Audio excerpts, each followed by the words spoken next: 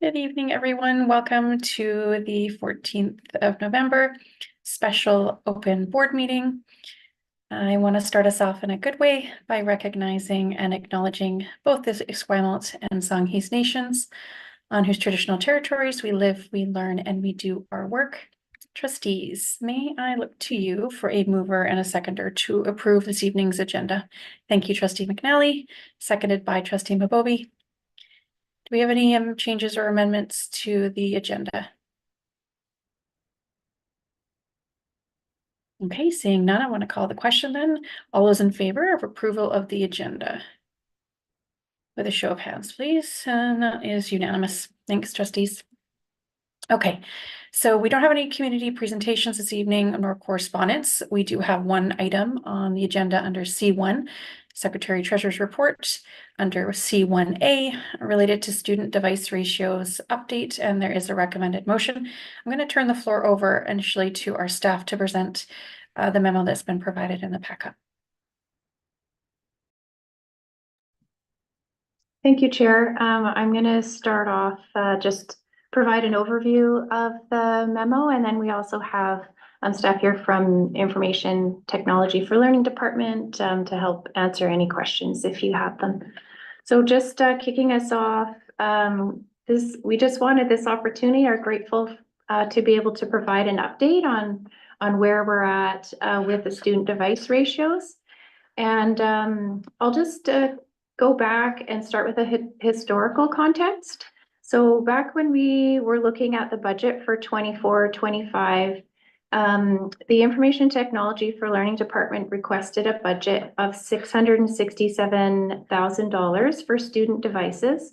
That was based on the ratio at that time, which was approximately 2-1, but that was across all schools, so not at any one particular school.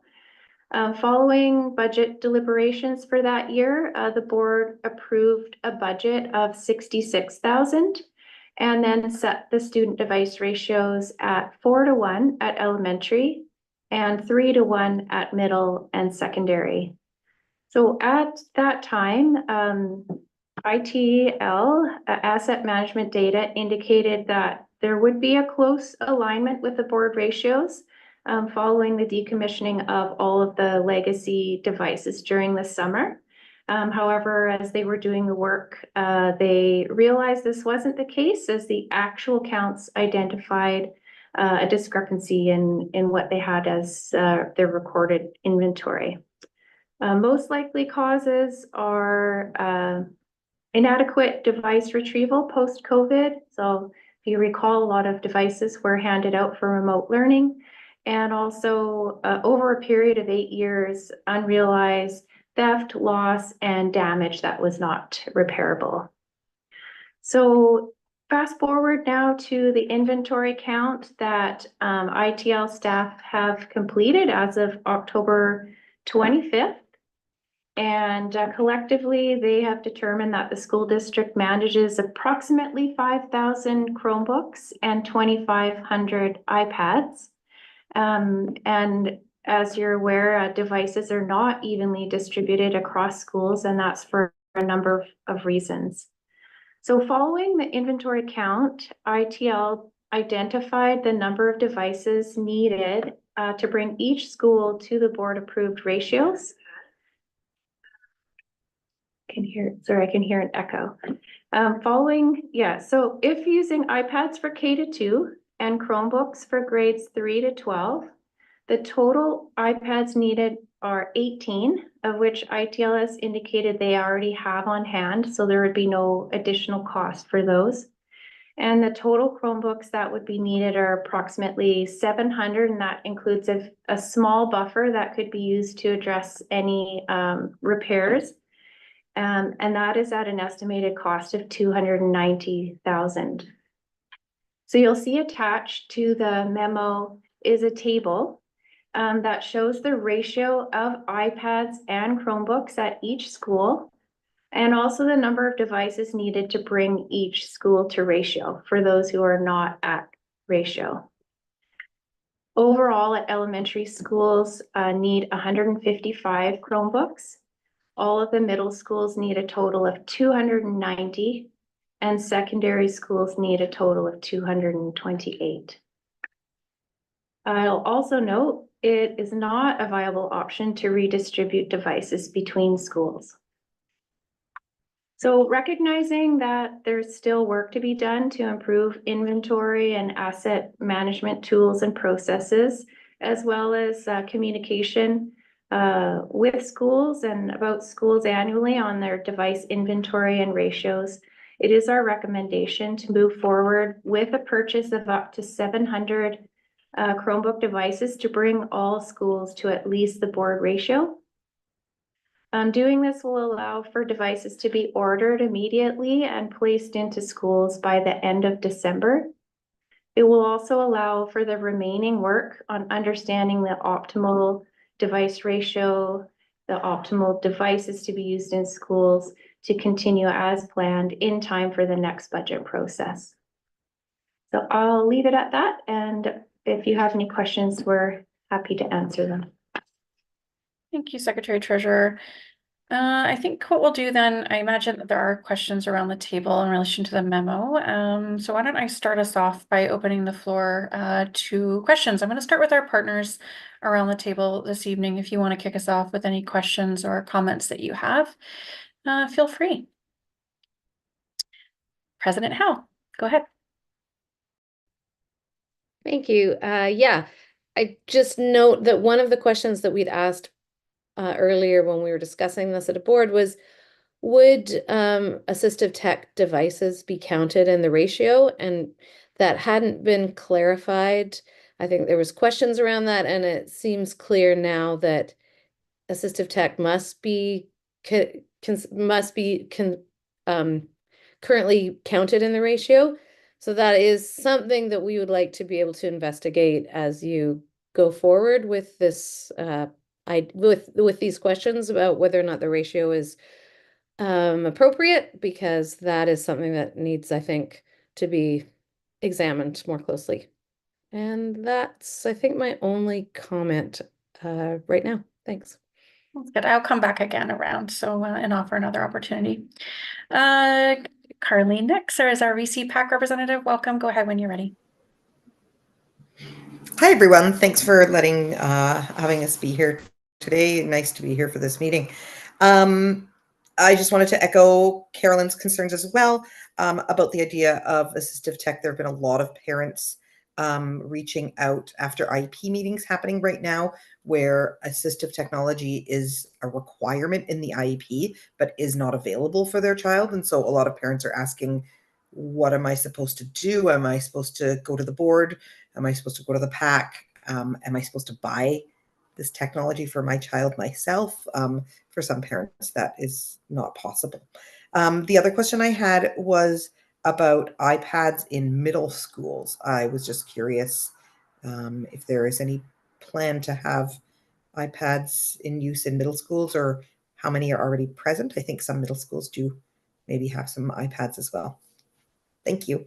Thank you. I'm going to turn to staff to address those questions. I guess first and foremost, are devices that are required by students with IEPs included in the data that we have before us this evening and in the ratios? I can start if that's okay with the board chair. Please do. Okay, thank you. So first of all, when we're looking at assistive devices, we're speaking about students with an IEP. At times, we're talking about multilingual learners as well as English language learners.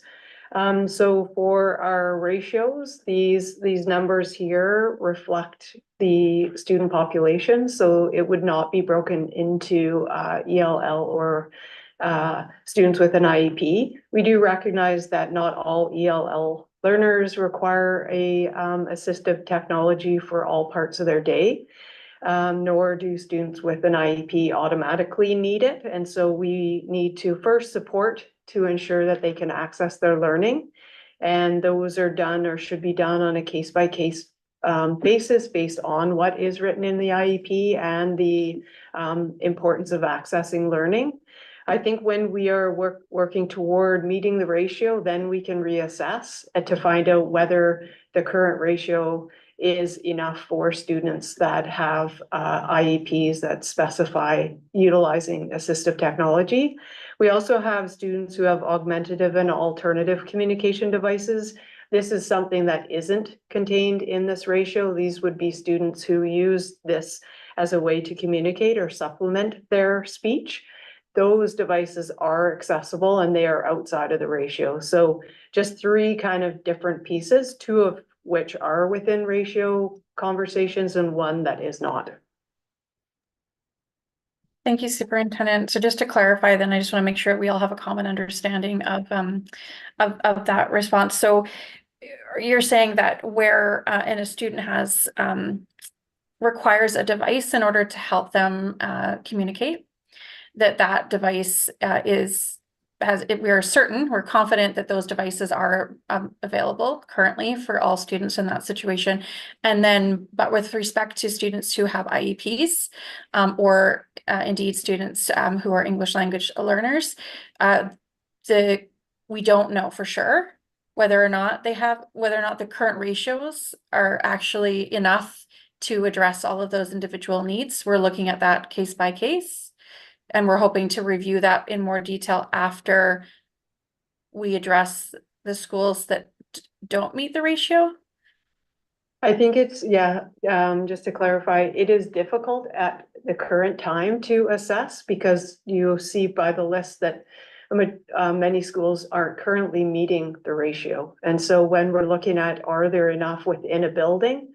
If they're not within ratio, it's even more difficult to assess whether there are enough for students who need them to access their learning. So what we're hoping to do is get to the ratio and then reassess based on the context of the school and the student population. So right now, not able to assess, but we're not at ratio yet. So once we arrive to ratio in all of the schools, then we can reassess to see if all students who require this in the areas they require it, because many may require it for certain subject areas, but not the entire day. But we need first to reach the ratio before we can understand whether we have enough within a building to support all students. Thank you, Superintendent. Any further questions in relation to the memo from our partners before I turn to trustees? Okay. Thank you very much for your questions. I will do a couple of rounds. I think of the complexity. Oh, I'm sorry. Go ahead. Did I miss the Secretary Treasurer or Superintendent? Did you have something else you wanted to add? Or you know what? Perhaps I've cut you off before you were finished answering. I'm sorry. We were just planning to address the second question around iPads in middle school. Oh, yes. So I'll pass that over. Just so I can address current state and the current proposal. The current proposal is to fund to the ratio of 4:1 at K-2.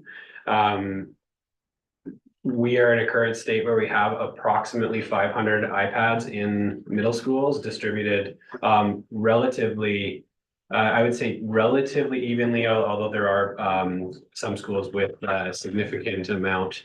There's a range in terms of that amount. What we hope to do is get to ratio and then assess that need at middle school, and that would be we would advocate for further funding at middle school if necessary at that time. Thank you. All right, Trustee McNally, kick us off. Oh, you're muted.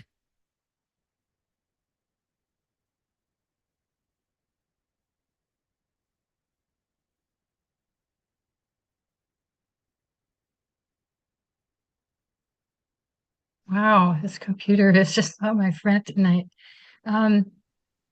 So how difficult is it to assess the number of student devices in a school? I'm just wondering where the barrier lies to getting that number. Thank you, Trustee McNally. I'll turn to staff. Sorry, through the chair to whoever can answer it. Yeah, no problem. Thanks, Trustee McNally.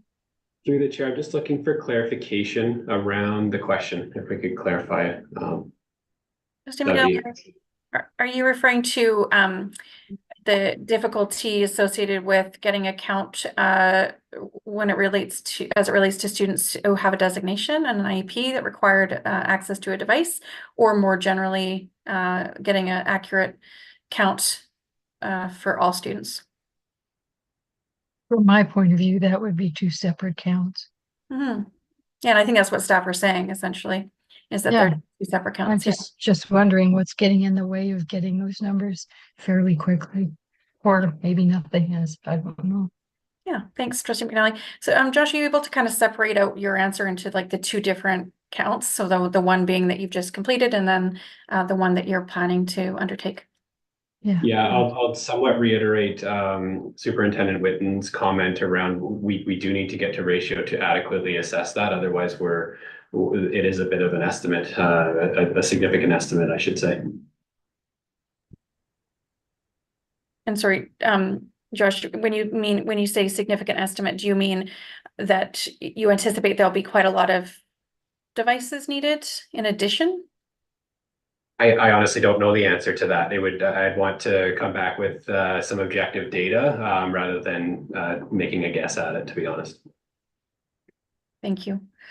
Yeah, certainly what we're hearing, or I should say what I'm hearing in community, is that in the case of some schools, we're having kids with multiple designations in one classroom who are sharing, one or two devices. So say, like up to 6, 7 kids with designations in a classroom and one or two devices for them to share.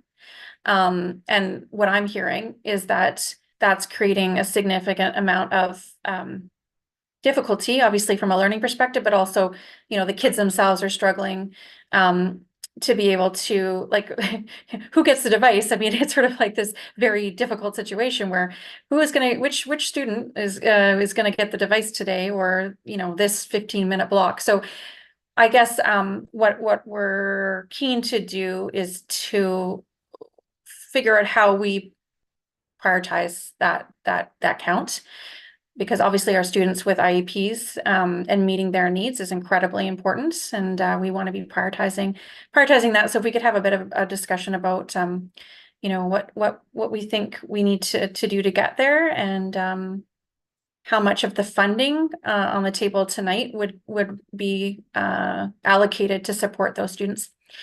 And then Trustee Khan, will go to you next.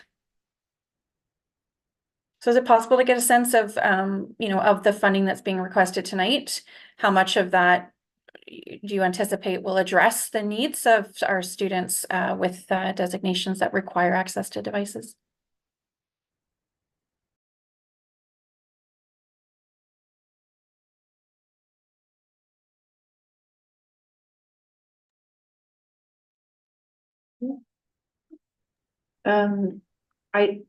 I could answer from my perspective, but Josh may want to jump in.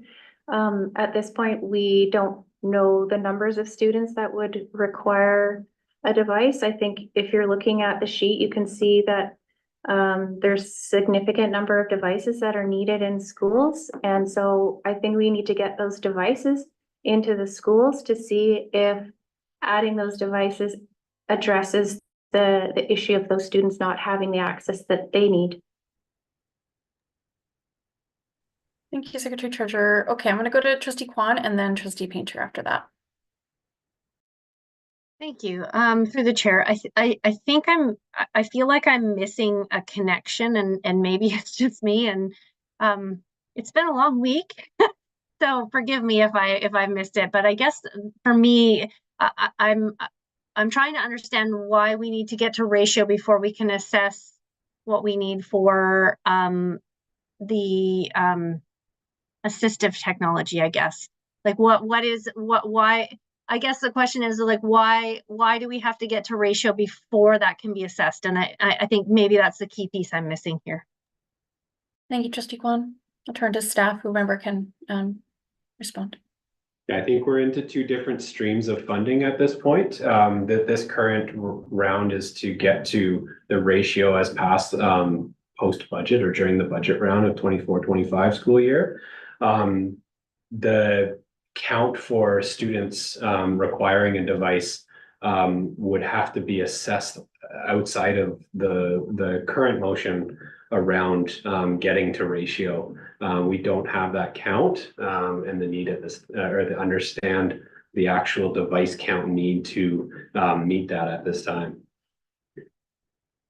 If I may also add, we have not done that in the past. We haven't had, when we've had the device ratio, now it's been a different ratio. But within that ratio, the students had the devices when they needed to use them to access their learning, but it was all still part of the ratio. And so we didn't delineate between the two. It was a school had these many devices, and they ensured that the students within their school who needed them to access learning had them for those times throughout the day that they needed them. So I think where we're looking to try to do is get to that ratio and then reassess to say, with that ratio, do you now have enough for students to be able to access during the times they need for their learning? But we haven't typically, otherwise that would be a 1-to-1 ratio for that particular student, which we have not provided to students unless they very specifically need it. And that's more around the augmentative and alternative communication devices. Thank you, Superintendent. Trustee Painter, you're next, and then Trustee McNally after that. Thank you, Chair. I've got a couple of questions, but I'll pace myself. One of the questions, just for me to understand the context of the situation, I get the sense that there have been challenges with sort of maintaining oversight of our inventory. And with that in mind, I was wondering if any changes are being implemented to ensure that we have a tighter control on the numbers of devices and where they are. Member, I'll just turn to staff. I guess go ahead, Josh. Through the chair. Yes, so part of the commitment in this memo is to commit to an annual physical count and then to make create a more robust system for both repairs, purchases, as well as asset and inventory management. So that is part of the future work pertaining to the request. Trustee Painter, did you just have something related to that? I'm going to come back around a number of times. But if you have something related to that, then please go ahead. No, thanks. Other ones are off on another tangent. Okay, well, we'll come back. I'll come back around. Trustee McNally, you were next, and then Trustee Kwan.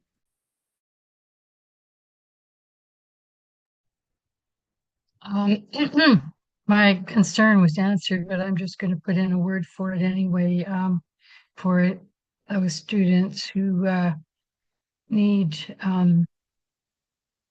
technology for every minute of the day in order to be present in their own lives and communicate with others. So I was glad to hear that that category is given special attention. Thank you, Trustee McNally. Trustee Kwan? Yeah, and mine was just a follow-up with regards to Trustee Painter's question. And I understand it's great that we're getting to this point. We're doing an annual count, and that sounds great. I was curious about tracking and how do we particularly know when devices are, like, how do we track those devices in the sense that we know how old they are? It's not just about the number of devices in schools, but when they are at end of life, that kind of thing. What does our tracking system look like? Appreciate that. Thank you. Thank you, Trustee Kwan. And through the chair, I won't get too technical on the response, but basically we have model numbers that through third-party vendors, we are provided a bit of warning to indicate when those devices will become legacy. We can plan for that to some extent. That does shift from time to time, and we seek the advice of the expertise, I should say, of our staff who advise on what devices meet security best practice and which ones need to be removed. So that is done through 2 different services dependent on the device. iPads are managed differently from Chromebooks and endpoint laptops, for instance. So we do have different systems based on the third parties vendors that we use and the actual devices that are in place. Thank you, Josh. Before we move on to another topic, I just want to confirm, like from an operational perspective, and I think maybe this is a question perhaps for the superintendent, like at a school-based level, schools, I would think know or do, no, of course, know which students have IEPs, which students require devices. And at a school-based level are presumably prioritizing those students' access to devices first and foremost before layering in other students who don't have those specific needs and perhaps can adapt to some of the shortages more easily than students where we know they need to have access to technology. So how could you just sort of speak to how schools manage that prioritization in order to ensure that students with IEPs that require devices are addressed first? I think there's a variety of ways this occurs. One is through a school-based team. One is through the case manager, knowing their student and knowing what needs they have, and also understanding it's level dependent, but if you're looking at specifically elementary and what areas of what times of the day do they require the device to access their learning, and similarly middle school, some may require it for certain subject areas and some may require it for others. And the advisory teacher would know that as well in a middle school, and secondary likely would be the case manager in collaboration with the student when they needed that device to go into a specific subject area. So I think it depends on the level, but it certainly is a collaborative piece where it is understanding the student and having the case manager, the teacher, and the individual making sure they have the device for those periods of time. And yes, they should be prioritized. However, if we don't have enough devices or we're not at ratio, it will create a challenge within the school to provide that. And I think, again, not to reiterate it too many times, but that is why we're hoping to get to ratio, so then we can reassess and understand where there may be further challenges. Yeah, thank you, Superintendent. I think what we're hearing again is that, you know, we've got classes like that don't, you know, where there isn't a full set for the class. There's some availability, but not a full set. And so, yeah, it would help to, I think, for folks to know that it's clear across our entire district that children with IEPs that require devices are prioritized first. Because some of the anecdotal stories we're hearing fed back suggest that perhaps that is not the case all the time. And so I think there's sort of outside of the funding and how we afford to maintain a certain ratio of devices, I think there's also kind of like, again, the operational best practice around ensuring everybody understands how that allocation should be occurring and who should be prioritized first. Trustee Painter, thanks for your patience. I know you perhaps want to move us in a different direction, so the floor is yours when you're ready. Thank you, Chair. I had a question in the back of my mind. I believe it may have been addressed by one of the comments from staff, and this has to do with evaluating whether or not the ratios proposed or the ratios that were identified are actually appropriate for the delivery of curriculum. And in my mind, the current ratio was a financially driven decision rather than a curriculum-based one. And I'd like to understand whether or not we're actually looking at how many devices our students require, given the online delivery of so much of our curriculum now. Thank you, Trustee Painter. And just to clarify, so the board's decision was based on an understanding that post-COVID, the device ratios has been driven up because of additional provincial and federal funding. And so our decision budgetary wise was one that was aligned with what our understanding was that we were going to be moving back to the pre-COVID ratios. And so, but you're absolutely right. We did ask that to be given some advice moving forward on where we want to get to from a classroom learning and a teaching perspective, like that had that pedagogy a lens that obviously we as a board don't necessarily bring to the table. So Superintendent, are you able to provide some context to us around how we're weaving in that classroom teaching pedagogy lens to our planning moving forward when it comes to student device ratios? Thank you. Through the chair, I'll start and then I'll pass it over to Josh. So yes, that is, we would say the second phase of this plan, and that will occur in January. So once we get to ratio in all schools, then we can continue to assess whether the ratio is actually meeting the needs of the students in today's learning environment. We recognize that since COVID, a lot has gone online or along the same time as COVID. And so a lot of the learning is dependent on having devices. And so we do have many conversations set up, as well as feedback avenues to hear what people are recommending as the device ratio at all of the levels. Thank you, Superintendent. Yeah, and there's definitely a funding advocacy piece too that runs through all of this, because as we become more dependent on devices, we also need to see provincial funding match that need. Shauna, I'm sorry, but did I miss your hand? And if I did, I'm so sorry. And please, the floor is yours. If I did, I'm so sorry. That's all right.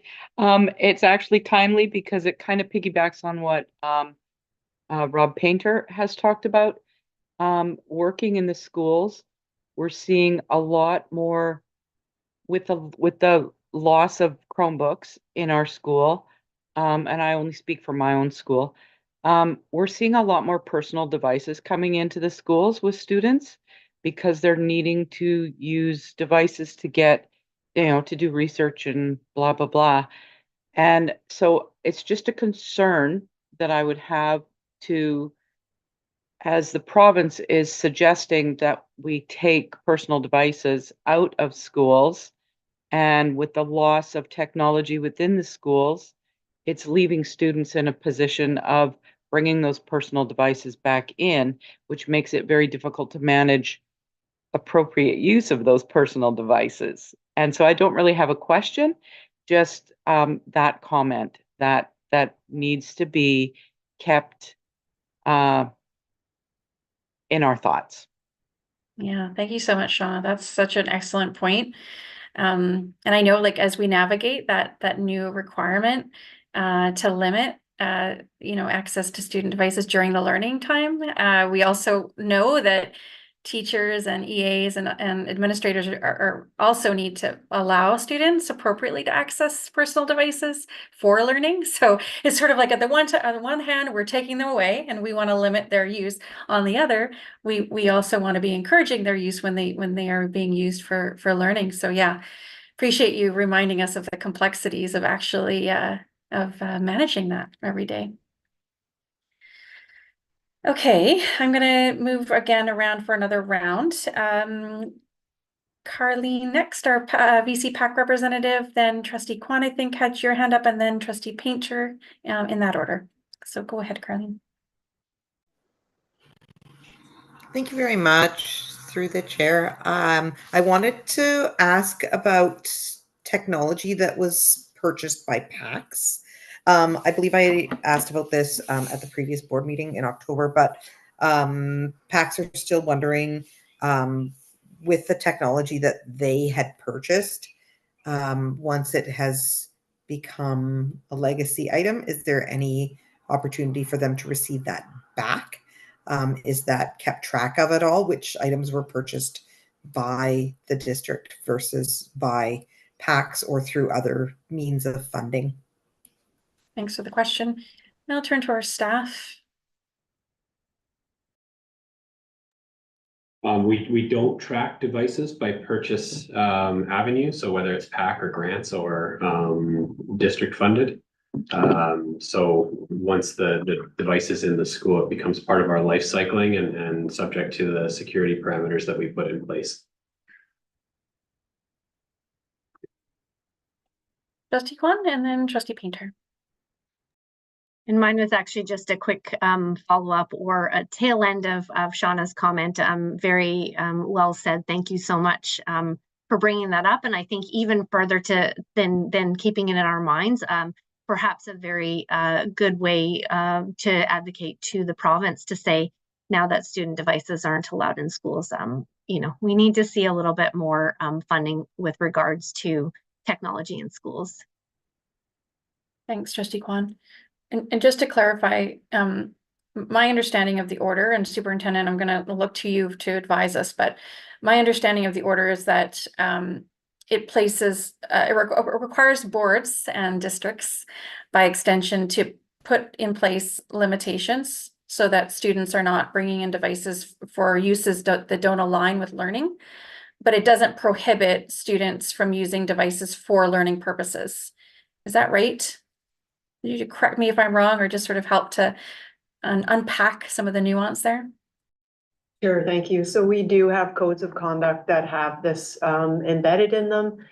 Elementary, middle, and secondary have different ones, but in essence, it is around restricting personal digital devices with the teacher autonomy to be able to pull them out or ask students to utilize them in learning situations, but it is a restricting point. So they can be used for learning purposes and those pieces. So yes, you're correct. It's a restriction. It's not a ban or inability to bring them in. Thank you. Trustee Painter, thanks for your patience. Go ahead.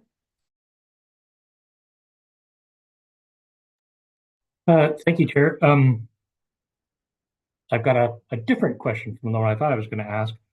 In the memo, I believe there was mention that it was not appropriate to reallocate devices between schools. And for myself, I had inferred that this might have been a reflection on the fact that some schools had improved ratios because of pack purchases. But if the reality is that we aren't tracking pack purchases and a device is a device is a device, why are we not reallocating now so that we can have immediate relief in some of the schools that are desperately in need, and then look at distributing additional devices by year end? I know maybe it's only a couple, well, 5-6 weeks away, but why did we not take that step earlier in the year? Thanks, Trustee Painter. Turn to staff to address that. Yeah, I can speak to some elements of that. The first is complexity of doing that and going in and doing another round of, quote unquote, taking away of devices from some schools. Results in a lose-win scenario for our schools. The timeline for that, it doesn't solve the issue of the baseline ratio, and it pushes our timeline even further back, and access is impacted by that. It's added workload, so we realize that in different ways in human resources, and it causes a need to reprioritize projects once again, further adding to the time and the complexity of the project. Thank you. Before I move to Trustee Kwan, can we just get a little clarification on that? So like when we look at the data in the memo, it looks in particular like the schools that are primarily over ratio again are at the elementary level. And then when you further filter the schools at the elementary level that are over ratio, it looks to me, and again, correct me if I'm wrong, but perhaps there are 5 of those schools are priority schools. And so there may be some rationale or reasons why they might be over ratio. But what about the other schools? So again, we don't appreciate the operational realities, and so apologies if the question is naive. But is it possible? Would it not be possible for schools that are over ratio that are not priority schools at the elementary level? You say to them, "Look, it looks like you're over ratio by, I don't know, 20 devices. We have another school in our district that is critically under ratio. Would you please, collect 20 of your devices from your pool? We're going to reallocate those." Or is that sort of a naive question and that just would work that way? Through the chair, sorry, to the chair. I can't stress enough the complexity of this, and it isn't a tenable option for us to do this. I'll leave it at that in terms of the complexity of this problem. There is technical elements of this where we would have to redistribute the devices, pull them out of carts, structure carts. That's one element of many that causes, and it doesn't solve the issue again of coming up to ratio, because the early feedback is that the current ratio may not be substantive enough to meet the needs. So just picking up on that early feedback as well. But again, want to get to ratio so that we do have the opportunity for formal feedback, and we can collect that into a report to understand the impact of the current ratio funded model. Thank you. And Trustee Kwan, thanks for your patience. Go ahead. Mine is actually kind of deviating from the conversation we're having right now, and I have the feeling Trustee Painter may have a question with regarding to what we're, no? Okay, perfect. Then I will ask my question. And I mean, kind of regarding the PAC question, and, you know, just basically a curiosity, and I think probably good information to have for common understanding of everyone here and anyone who might be watching, with regards to, you know, PAC contributions, applying for grants. I know, you know, their Best Buy offers, you know, $10,000 grants and such for schools to procure devices. So, you know, I'm just curious on our procurement methods. And I know that we don't love, you know, devices from like a retail store. And so just, I wonder if you could talk a little bit about, you know, some of the things that that we require and why that would be. Thank you, Trustee Kwan. Again, I'll turn to staff. I can address at least part of that. At times, we have purchasing programs through our district that allow us to enroll our devices and manage them, understand where we are in terms of their security updates and that kind of thing. When we purchase outside of that, it ends up in complexities and falls outside of our current process. So that's kind of the extent of the current scenario, I would say. Trustee Kwan, you had a follow-up? Yeah, go ahead. Yeah, sorry, and I absolutely make sense. I totally get it. I guess for me is there a possibility of, let's say, you know, schools applied for these grants for them to actually come through, you know, a central processing so that they can be distributed, dealt with security wise, that kind of thing, or is it just the way the devices are set up that's not possible for us to do that? Go ahead, Josh, if you're able to answer that question, or someone else. I'll defer to Superintendent Whitten on this one. Yeah, perhaps maybe I could just get clarity. I'm not sure we completely understood the question. Okay, yeah, sorry. So I'm wondering whether there's a barrier to accepting devices that aren't through our own procurement process, and rather through, like, you know, we discover this company is giving a grant or that company is giving a grant, but it's actually devices that's not money. And so accepting those devices, what kind of barriers are in place for us to be able to use those devices? You know, that kind of thing. Superintendent?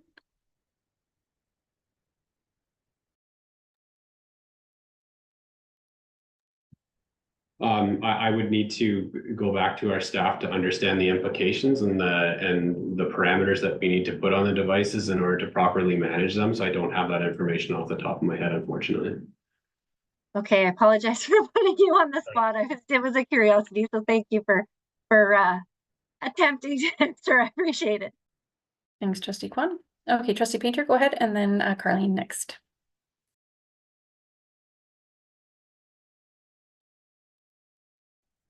The board approved a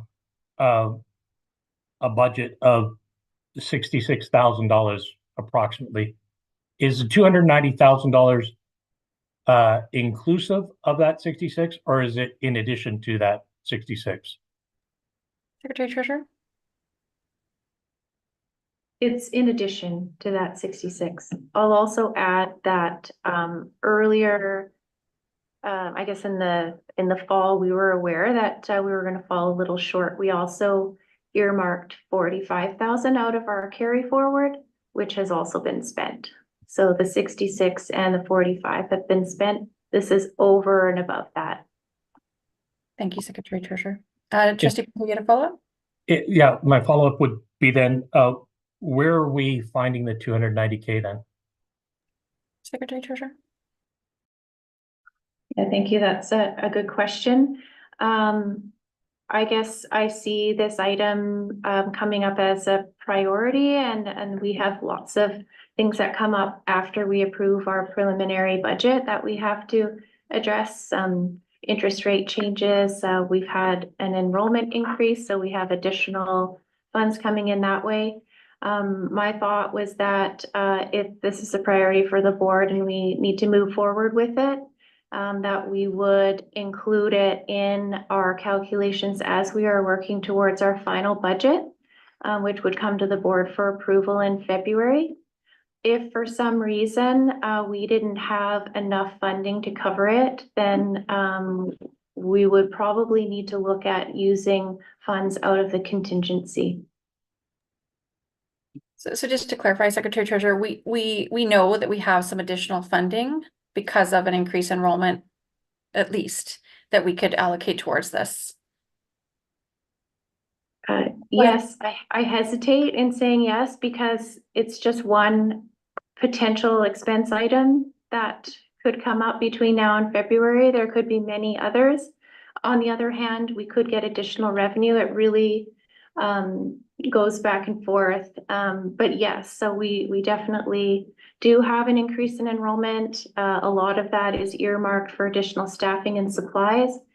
We tend to have a certain percentage that's available for use. There is enough there to cover this.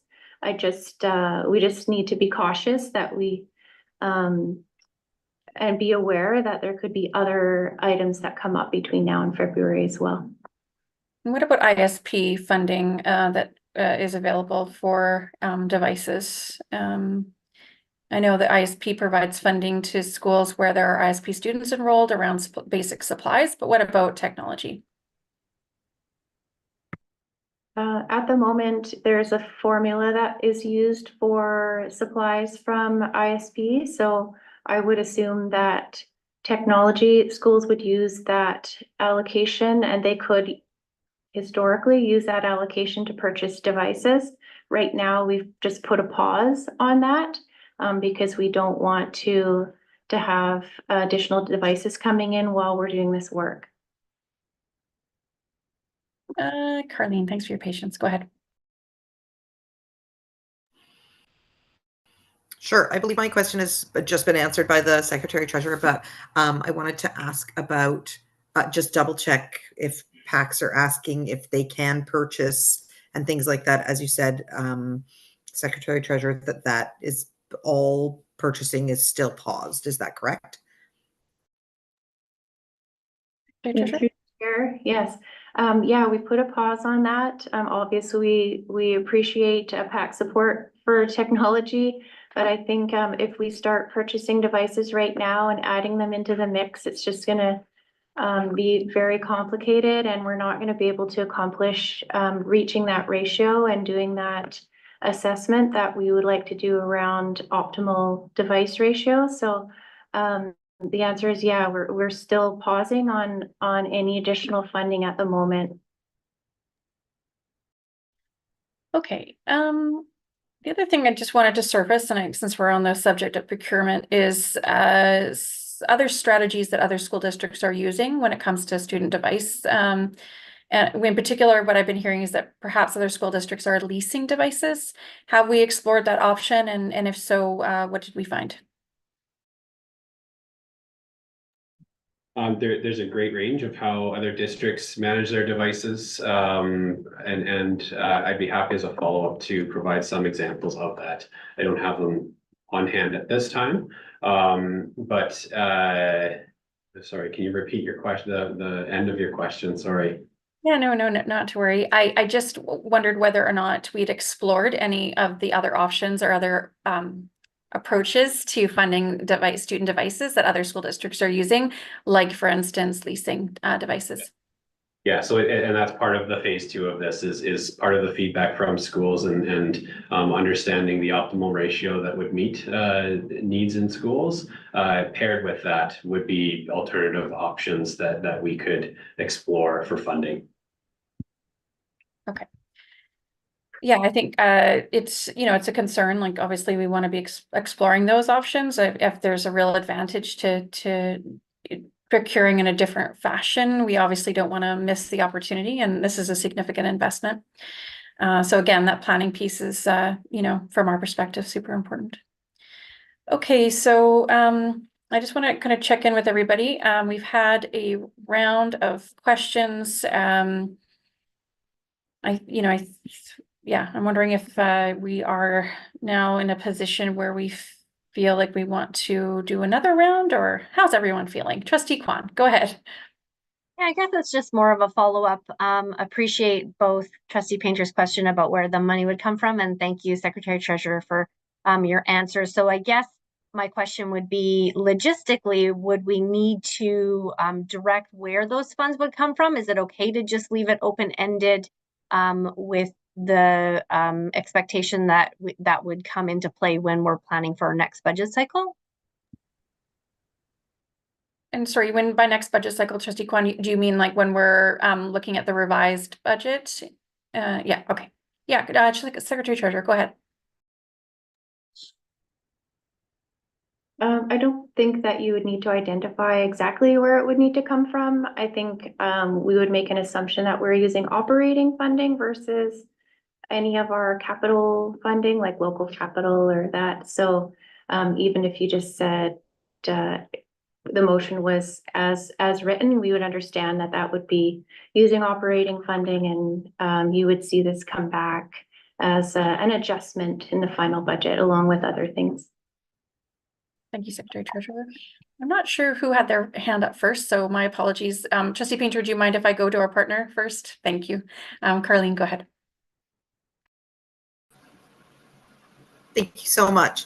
I wanted to ask just one last point. It was mentioned by the superintendent that in January you would assess whether the ratio was meeting the needs of students.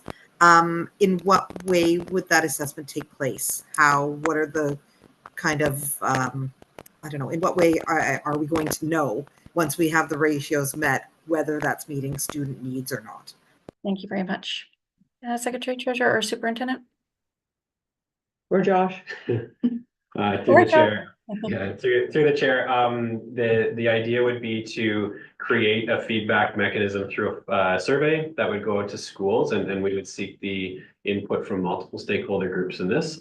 And we would collect that data into a report to identify the issues that are coming forward, and then the feedback that we get.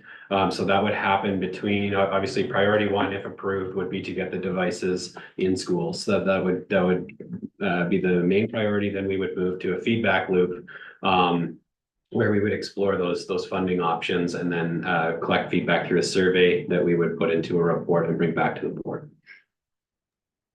Thank you very much. Trustee Painter, go ahead.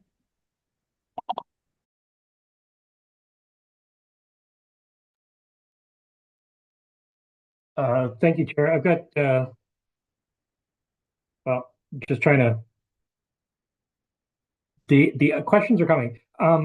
With the school feedback, I would, just to make an observation, I would hope that there's some element of perhaps identifying the school in some way or something like that, so that whatever the response is can be considered with regard to existing ratios. So for example, where we have schools that are ratios over and above what we're aiming for right now, their responses may be very different from those schools that are just meeting ratio. And that could be very informative in terms of picking an optimum level. I understand from the Secretary Treasurer, it's expected that we'll be able to manage this amount from the use of existing operational funds. If we did need to consider going into our strategic reserve, I would hope that that would come back as a specific decision point. Thanks, trustee Painter. I see the secretary treasurer nodding. Yes, Yeah. it would. Yeah, thanks, secretary. Okay. I'm not seeing any other hands from chair. May I offer one more? Go ahead. Sorry. It's my perception that one of the reasons that we're challenged right now is that perhaps we haven't had a consistent level of funding for devices across previous years to ensure that we always have sufficient funds to replace the old ones, maintain the inventory at a certain level, and also to maintain the IT infrastructure without which these devices can't operate. Are we going to be able to see in budget deliberations a proposal that will identify what that year-over-year funding amount is going to be, so that we can be confident that we're not just kicking a can down the road, that we're actually going to be able to maintain the resources our students and staff require? Thanks, trustee Painter. Turn it over to the secretary treasurer and maybe perhaps Josh and IT just around, I know some of the work you're doing around evergreening processes and so on. Yeah, go ahead when you're ready. Yeah, so we're planning for a 5-year life cycle, essentially 5 to 7 years. And as part of that would be the opportunity to forecast that the need for each coming school year, and that would be by device type. I believe that has been a strategy in the past, but due to the complexity of our funding model in the past, that has been challenging.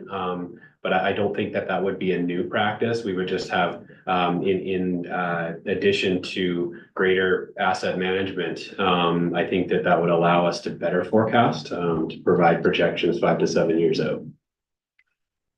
Thank you very much. Trustee Painter, if it's a follow-up, otherwise you mind just pausing for a second because Shauna's got her hand up as well. Is it a follow-up or? It is a follow-up. Okay.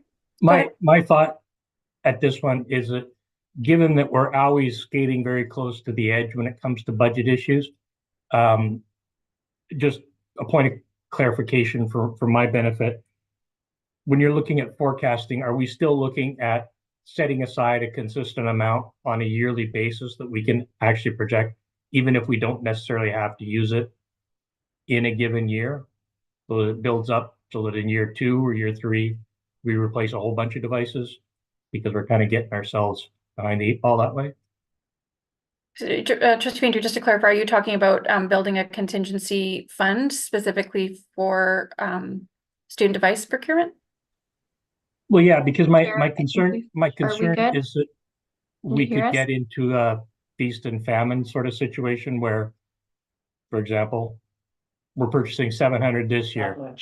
They have a 5-year lifespan, and then we're back with a significant purchase again 5 years down the road. And it feels to me that it would be more challenging to try to address that feast and famine process than it would be to identify what do we project the cost is going to be going forward, and then cut that out into annual amounts. So even though it may not be used this year, it's reserved for that purpose in a subsequent year. Got it. Yeah, thanks for the clarification. And again, I'll turn to our staff to see what you've got in the works in terms of plans. I'll just admit through the chair that we had a bit of a technical glitch. So if I don't answer your question fully, please let me know. We in the current landscape, because of the complexity in our funding model, we will see peaks and valleys of when we do require more funding and less funding. But over time, what we're hoping to do is stabilize that. And that will be dependent on future funding models as well.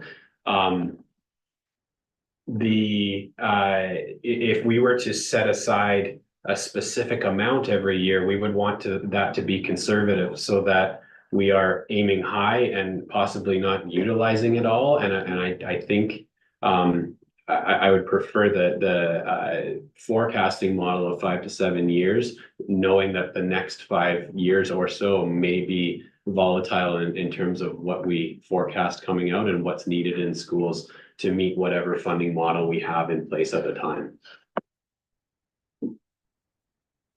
Thank you very much. It sounds like perhaps we need to kind of have a discussion just during our budget deliberations too, to sort of tease some of this out in greater depth. Shauna, go ahead. Thanks for your patience. My apologies if this isn't an appropriate venue to bring this at, but with the use of devices in schools and the loss of the devices that we had this fall, we're seeing at the QP level, a lot of our EAs who use the devices to work with their students are now scrambling that they don't have devices to work with their students who also need the devices, or working with our ISP students or our ELL students and that. So I'm wondering if there is any consideration for our EAs in the district who had a significant loss of devices this fall as well as the students. Thank you, Shauna. I'll turn to staff to provide information about that. Through the chair, thanks for the question, Shauna. It is a little bit beyond the purview of this, but I can reassure that is part of our assessment. With a full staff refresh, we're now in a position where we have a baseline of staff devices, but we do know that there's gaps, and that assessment has already kicked off around employee groups and the necessities for the job. So that is in the works, and more will come forward through these meetings in the future months.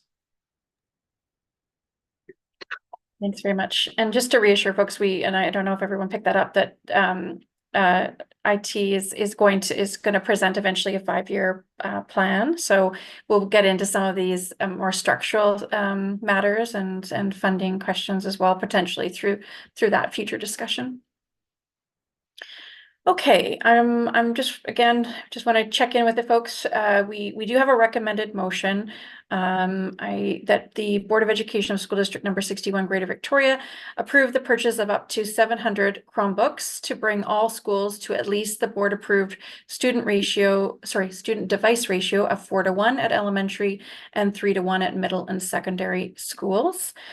I'm wondering how we're feeling, if someone is prepared to move that, or an amendment or a different motion, looking for some direction. Trustee Kwan, go ahead. I'll move it. And that's moved by Trustee Kwan and seconded by Trustee Painter, if I've got that correct. Thank you very much, trustees. Okay, so we've got a motion on the floor. I'm going to first turn to our partners if they wish to speak to the motion on the floor before I turn to trustees. Okay, not seeing anybody interested in speaking to that. So trustees, again, would anyone like to speak to the motion on the floor? All right, hearing no discussion, I'm going to call the question. All those in favor with a show of hands? And that is unanimous. All right, thank you, trustees. Thank you to our partners and to staff. Yeah, appreciate the conversation and also the information. We do have a couple of other items on our agenda, one of which is, I believe, next question period, but I'll just double check. Yeah, question period. So again, I'll turn to our staff. Do we have any questions that have come through under question period? I am through the chair. There are no questions this evening. Okay, thank you very much, Associate Superintendent Arts. We don't have any public disclosure of in-camera items, nor I'm not aware of any new business or notice of motions. I'll just quickly check in with my colleagues. Yeah, I don't see any. So that would leave us to a motion to adjourn. Trustees, may I have a mover? Thank you, Trustee David. Seconded by Trustee McNally. Any discussion? I'm assuming not. All right, I'm going to call the question. All those in favor of adjournment with a show of hands. And that is unanimous. Thanks, folks.